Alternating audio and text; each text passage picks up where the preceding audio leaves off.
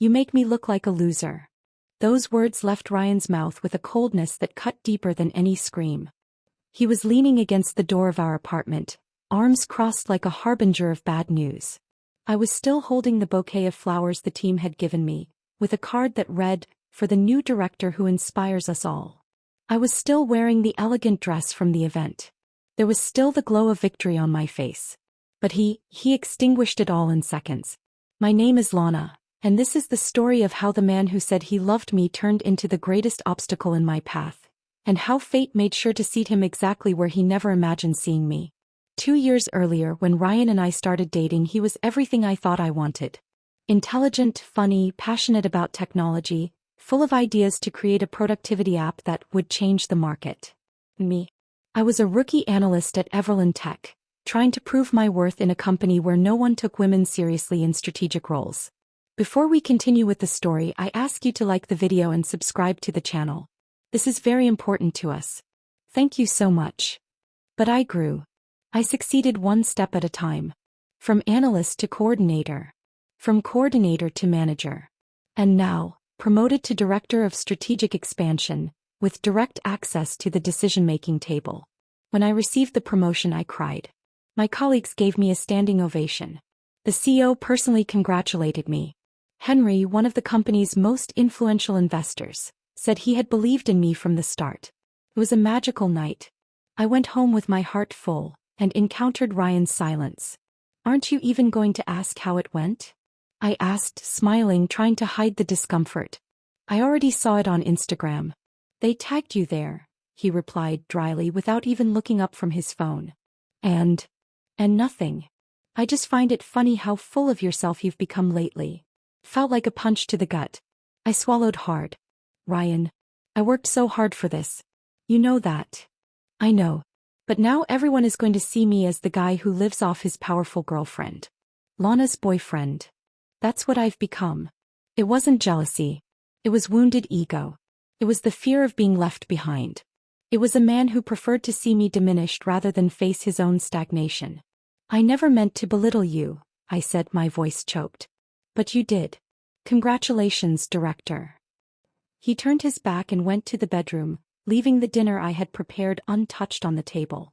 The next morning he sent me a message. "I think we're in different phases. Better to end it now than become dead weight on your brilliant career." Dead weight. I sat on the kitchen floor and cried for hours. Not because I missed him, but because I realized he had never truly admired me. He only liked me when I fit within his world. Small, malleable, convenient. In the days that followed, I immersed myself in work. Not to escape, but out of necessity. I needed to rebuild myself inside and out. I started therapy. I went back to doing yoga.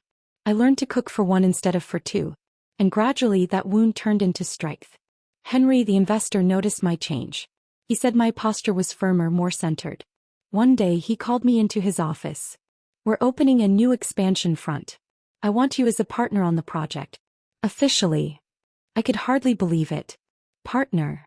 You've proven yourself in every way. Now it's time to have your name among the owners. And I want you to come with me to lunch with the investors. They need to see who they're working with." I accepted. And on the day of the lunch, I chose my best blazer, pinned my hair into an elegant bun, and walked into the restaurant with my head held high. I greeted the first guests with courtesy and firmness. I sat next to Henry, who smiled like a proud father. And then I looked to the other side of the table. And there was Ryan. He wore a stiff expression, holding a tablet and a notepad. Apparently, he was the new hire from one of the startups we were considering for a merger. He saw me. He went pale. He coughed. He tried to disguise it. But I simply smiled. "This is Lana, our new partner," Henry said, looking at him.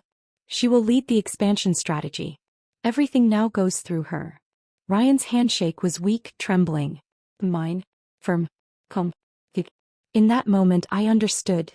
It wasn't about proving anything to him. It was about proving to myself that I never needed the approval of someone who feels threatened by my light. Ryan's handshake lasted seconds, but it felt like an eternity. It was weak, hesitant, as if he no longer knew how to touch me, or perhaps no longer believed himself worthy. I maintained a polite smile on my face, but inside there was a silent hurricane. Not of anger, but of memories. Of all the times he looked at me with disdain when I talked about targets. Of every offhand joke about me being bossy. The way he said, "I don't want to compete with you," when all he wanted was to keep me behind him. And now he was sitting across from me with a junior consultant badge on his lanyard, while I was introduced as a partner at the decision-making table. But I wasn't there to settle old scores. I was there as a professional. And that demanded coolness. Henry led the lunch with mastery. He was the type of man who, even with his graying hair and a serene air, exuded authority. Every word from him was measured, every look calculated. "Lana will be responsible for reviewing the integration reports. We need solid data before any further steps," he said, looking at me as if handing me a sword. "Of course," I replied firmly. "I have already reviewed the preliminary reports. Some inconsistencies caught my attention and I intend to discuss them today." Ryan's face grew tense. He knew exactly what I was talking about. He was one of those responsible for that report. Inside I felt my heart race, yet my voice came out clear. And that was new. For so long my voice trembled when I felt pressured, especially around him. But now I controlled the room. I controlled my tone. I controlled my narrative. After the presentation there was a brief pause. Everyone got up to get some coffee, stretch their legs. I went to the restroom. And when I came out, I ran into Ryan in the corridor, leaning against the wall as if he had been waiting for me. "Lana," he began in that low voice he used when he wanted to convince me of something. "Ryan," was my neutral reply. Without warmth, without hatred. Just presence. "I didn't know you would be here. And I didn't know you worked at Blue Nova." An awkward silence ensued. He averted his gaze. His hands in his pockets. His ego trying to reorganize itself. Look, I wanted to say that maybe I was too harsh back then. I simply stared at him. He took a deep breath and continued. "I was scared, all right. You were growing so fast. And I was stuck. I didn't know how to deal with it. But seeing you there now, damn Lana. You did it." For a moment I almost believed that repentant tone. But then I remembered the note on the mirror. The words dead weight. The abandonment. The silence. The insinuations that only made sense after love ends. "Ryan, you don't need to explain anything to me. What's past is past." But I was an idiot. "Yes, you were." My response was firm yet without anger. "But I'm not here to rewrite the past. I'm here to build the future." He nodded, his eyes welling with a shame he couldn't put into words. But it wasn't my role to comfort him. Nor to rescue him. I was no longer the Lana who expected scraps of recognition. I was the woman who had earned her place on merit. And he knew it. That realization hurt him more than any revenge ever could. I returned to the room with my head held high. I continued the meeting as if nothing had happened. I analyzed the data, refuted weak arguments, proposed solutions. In the end, Henry patted my shoulder and said, "You dominated. It was surgical. Like a true leader." I smiled. Not because I wanted to impress him, but because I felt whole. Finally. Later, alone in my car, I looked at my reflection in the rearview mirror. I remembered all the nights I cried in silence because of Ryan. The times I hid in the restroom so he wouldn't see how exhausted I was. The moments I thought that maybe I was indeed too difficult, too intense, too ambitious. But no. I was never too much. I was simply right for me and too much for him. The following week, I received an email from the Blue Nova team informing me that another collaborator would take over the project. Ryan had been removed from the merger team. Not because of me, but because he couldn't even uphold his own arrogance in the face of the facts. Life doesn't accept excuses when the truth shows up wearing a director's badge. They say the top is lonely. But no one prepares you for the constant echo of voices trying to pull you back down. After the lunch with the investors, my position at Evelyn Tech was solidified once and for all. The official announcement went out on all internal channels. Lana, strategic partner of the new expansion front. The news spread like wildfire. Congratulations arrived quickly, but the sideways glances arrived even faster. Some colleagues began to call me Henry's darling. Others said my promotion was just marketing to appear diverse. And some even suggested that I must have some special relationship with someone on the board. Not directly with me, of course. Always implied. Always in hushed tones where they thought I wouldn't hear. But I heard. I always did. Since I joined that company as an analyst, I had to prove myself 3 times over. While my male colleagues presented generic PowerPoints and were called visionaries, I had to bring data, strategies, and still smile, because if I got too serious, I was deemed difficult to deal with. Now, as a partner, the pressure increased. They started excluding me from smaller meetings. Important projects slipped past my radar because someone forgot to include me. A report I had reviewed carefully was resent with alterations without my authorization. And when I questioned it, they said, "Oh, we thought you were too busy with strategic-level things."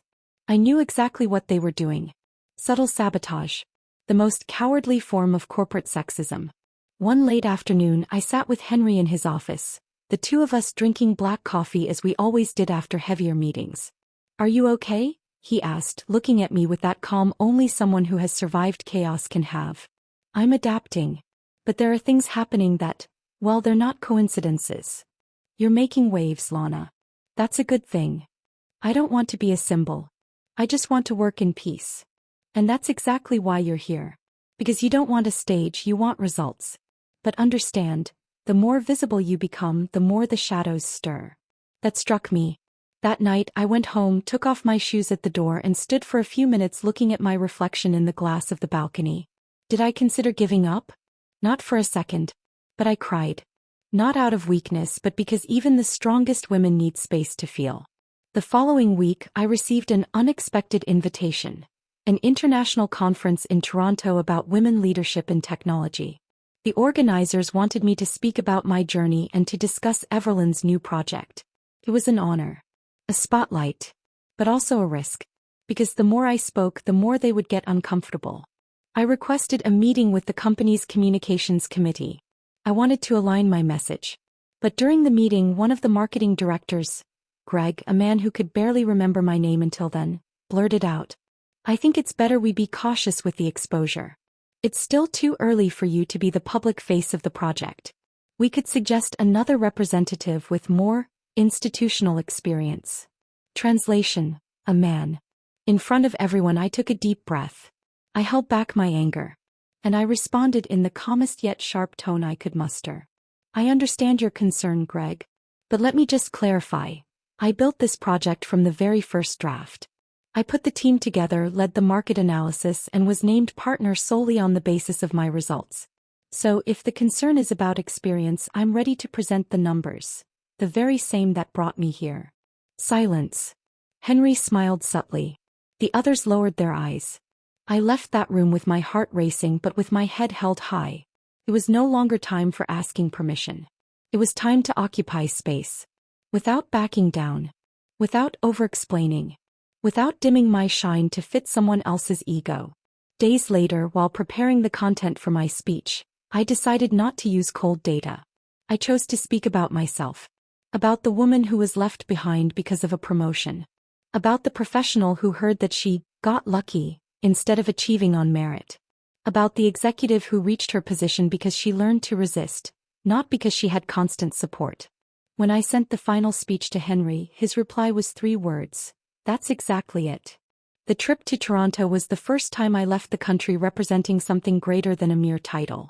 I represented a path. A break from the norm.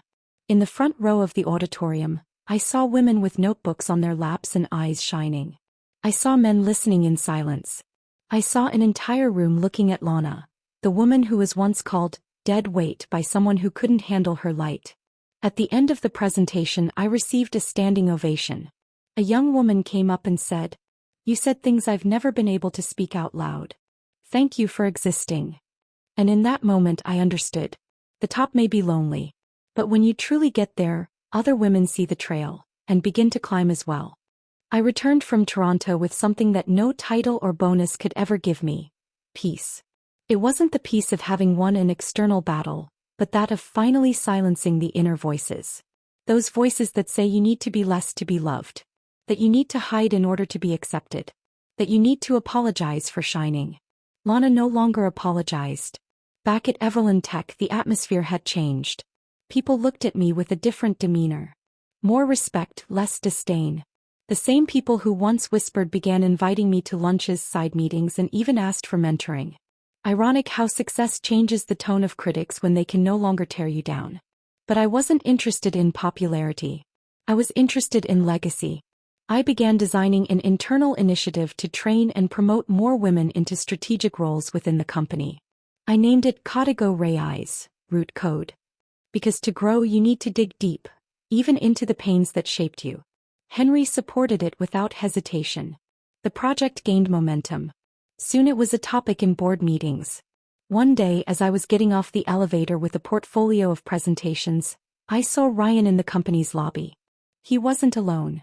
He was accompanied by another executive, as part of a third-party consultancy now serving Everlyn. When he saw me he froze. This time he didn't try to hide. He approached. "Lana." "Ryan," I replied with the same neutrality I had used in the corridor that lunch months ago. He looked thinner, more contained. But still with that same look that sought validation. I offered none. "I saw your presentation. They sent me the video."